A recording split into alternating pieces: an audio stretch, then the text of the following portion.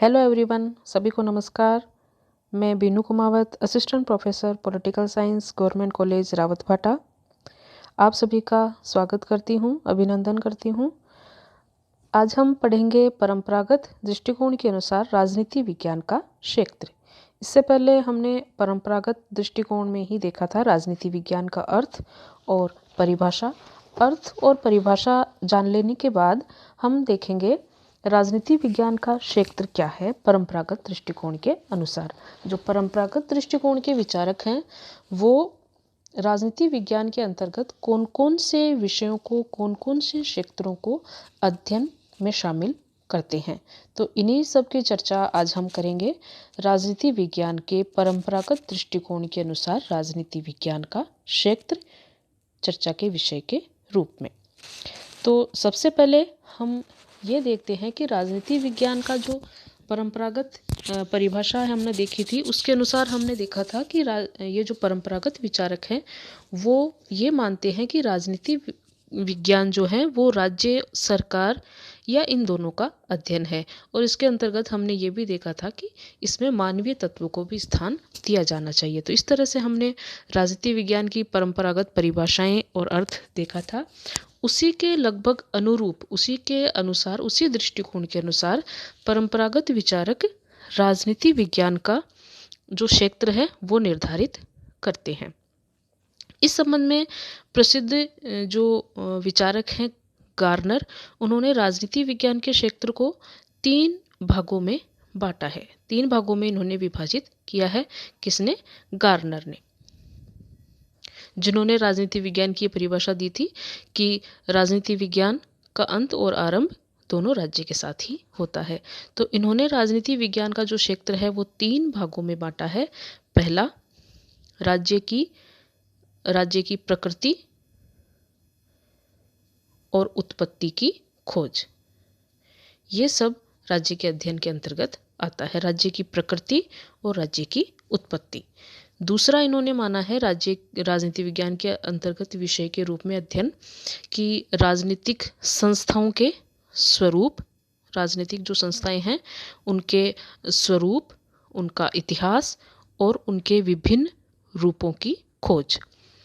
फिर तीसरा जो अध्ययन क्षेत्र वो मानते हैं राजनीति विज्ञान का, वो ये है कि ये जो उक्त खोज है, यानी राज्य की प्रकृति, उत्पत्ति और विभिन्न संस्थाओं के बारे में जो ये खोज है, उसके आधार पर राजनीतिक विकास के नियमों का यथासंभव अनुमान लगाना। तो इसमें हम देख सकते हैं राजनीतिक नियमों का अनुमान। राजनीतिक नियम क्या है? तो सब इन्होंने जो राजनीति विज्ञान का जो क्षेत्र निर्धारित किया है वो राज्य से संबंधित है। राज्य की प्रकृति, उत्पत्ति, राज्य से संबंधित संस्थाएं, उनके बारे में खोज, और इन खोजों के आधार पर, इन सब अध्ययनों के आधार पर राजनीतिक नियम निर्धारित करना। अब इनके बाद में प्रोफेसर गेटिल के अनुसार राजनीति विज्ञान में, इन्होंने राजनीति विज्ञान का जो अध्ययन है उसमें इन्होंने भी 3 बातों को शामिल किया है। इन 3 बातों में सबसे पहले है राज्य की उत्पत्ति, राजनीतिक संस्थाओं और सिद्धांतों का विकास। दूसरा है विद्यमान राजनीतिक संस्थाओं और सिद्धांतों का अध्ययन।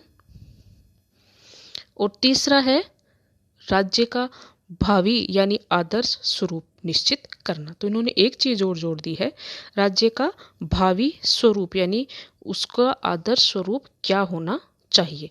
तो इनके अनुसार ये 3 बातें राजनीति विज्ञान के अध्ययन के अंतर्गत शामिल है। इनके अलावा प्रोफेसर विलोबी ने ये लिखा है राजनीति विज्ञान के क्षेत्र के बारे में कि राजनीति विज्ञान जिन जिन महान विषयों की व्याख्या करता है वो है राज्य, सरकार और कानून। तो इन्होंने एक तीसरी चीज के बारे में कहा है, राज्य, सरकार और कानून को इसमें शामिल उन्होंने किया है। विलोबी के अनुसार, जैसा कि मैंने बताया, इन्होंने माना है राज्य, सरकार और कानून।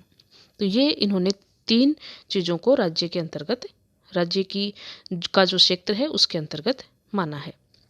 इसके बाद हम देखते हैं कि इन जो क्षेत्र निर्धारण इन्होंने अपने अलग अलग तरीके से किया है, उसी के लिए एक सम्मेलन हुआ था 1948 में, संयुक्त राष्ट्र संघीय शैक्षणिक, वैज्ञानिक और सांस्कृतिक संगठन यानी कि यूनेस्को के तत्वावधान में एक सम्मेलन हुआ था 1948 में, जिसके अनुसार जिसके अंदर समस्त विश्व के राजनीति विज्ञान के जो बड़े बड़े विद्वान हैं उनको बुलाया गया था, और उन्होंने ये निर्णय लिया कि राजनीति विज्ञान के क्षेत्र के अंतर्गत कौन कौन से विषय सम्मिलित किए जाने चाहिए। तो उन्होंने कुछ विषय निर्धारित किए थे, उनको हम एक एक करके पढ़ते हैं कि उन्होंने कौन कौन से विषय निर्धारित किए थे।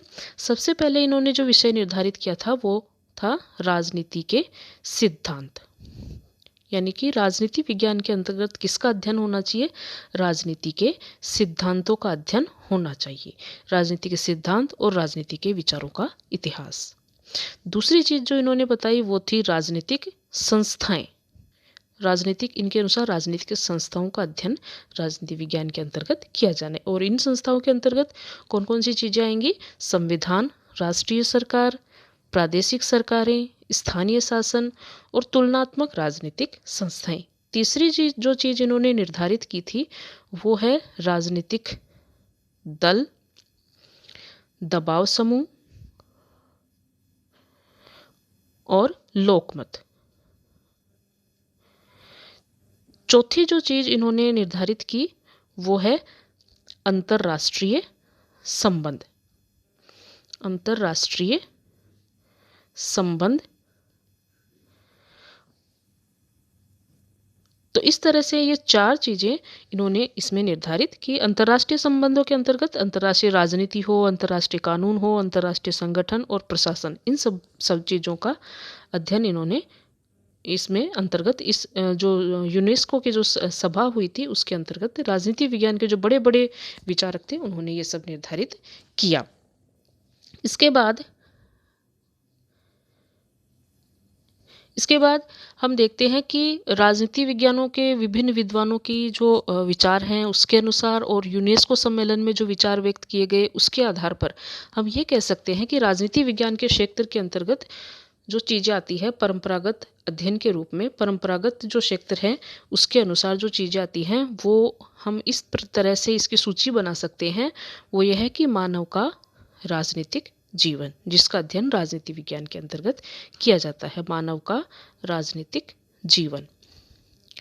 दूसरा राज्य, तीसरा सरकार, चौथा राष्ट्रीय, स्थानीय और अंतर्राष्ट्रीय समस्याएं, पांचवा राजनीतिक विचारों का इतिहास, छठा अंतर्राष्ट्रीय कानून और अंतर्राष्ट्रीय संगठनों का अध्ययन। तो यानी ये 6 चीजें राजनीति विज्ञान के क्षेत्र के अंतर्गत यानी अध्ययन क्षेत्र के अंतर्गत आती है। ये कहता है राजनीति विज्ञान का परंपरागत अध्ययन क्षेत्र। इसके बाद हम देखेंगे अगले वीडियो में राजनीति विज्ञान के परंपरागत